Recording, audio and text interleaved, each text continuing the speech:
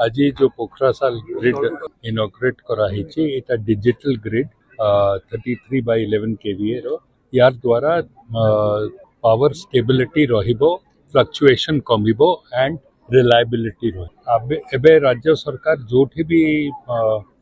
grid का करूची नुआ ग्रिड करूची सेटा डिजिटल आकार रे करूची आपण देखिथिबे पछाडे आपण जाईकरी देखले आपण देखि पारिबे अन्य ग्रिड मान को जेमती तार का चारिआडे उपरु जाउ थाए तार सेति किछि दिसे नहीं because it is mostly underground झड़ तूफान हेले जेन असुविधा सब होउतला ग्रिड रे ट्रिप करी जाउतला सेटा सब यार द्वारा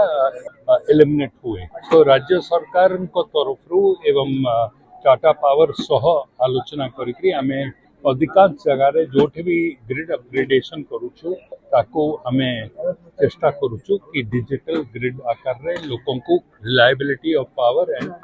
लोकों को एजुकेट भी करबा पाई आज जेमती आपण मानकर सामने में गोटे कथा रखिली कि घर जेते लोग घर नुआ बनाऊछन आपण निजे निज को पचन आपणकर घर अर्थिंग आपण करूछन यही जानी नांती करू नांती जार द्वारा घर रो अर्थिंग जदी ठीक न थिबो एक रे तो शॉक भी मारे द्वितीय आपणकर अर्थिंग ठीक नहीं थिले आपणकर मीटर भी दौड़ू तो समस्त को निजर